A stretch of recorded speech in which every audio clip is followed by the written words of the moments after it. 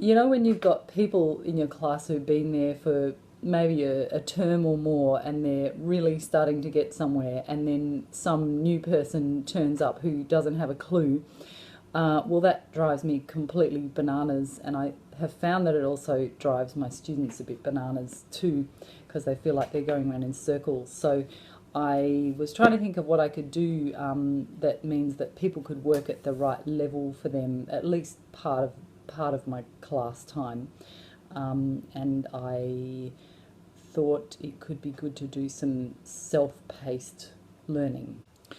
So most days, for about half an hour, we go to another room where nobody says, "That's my seat." No, it's mine. And so people are free to move around.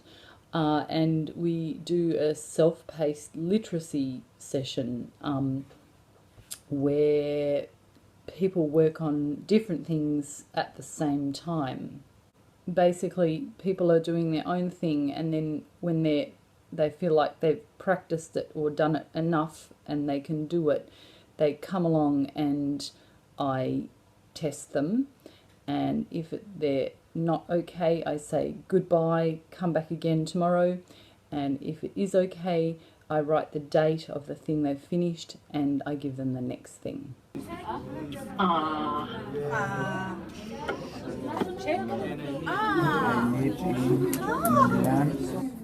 I am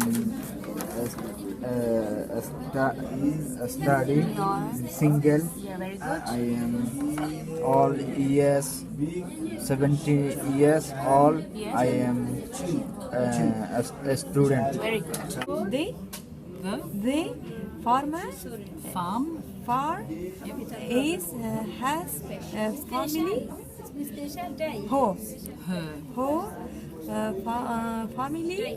Family farmer. Stop. Goodbye. Yep. Again. Yeah. Cool. How many speaks? Does Asmar speak? Hazaragi Dari, Urdu, and English. Four languages.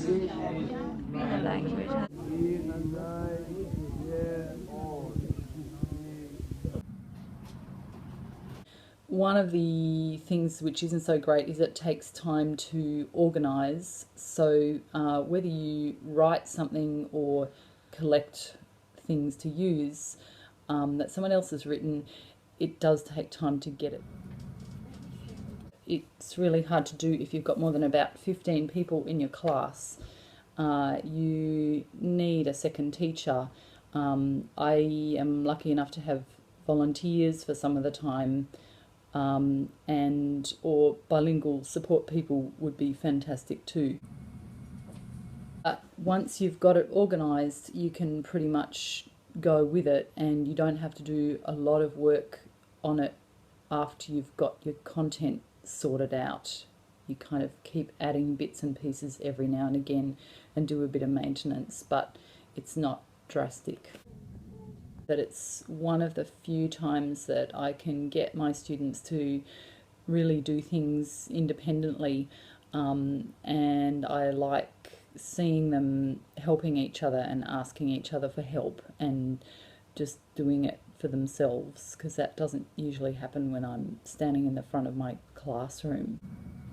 That people tell me that they take stuff home and ask their husbands and their children to help them learn how to do it, like read the little texts. And so a lot of people are pretty motivated by it. I use this for literacy sessions at the moment, but I've used it in the past for other things that are not to do with reading little texts and learning sight words. I've also used it for phonics work, and another time I've used it for numeracy stuff. So you can change the content but still do the self-paced aspect.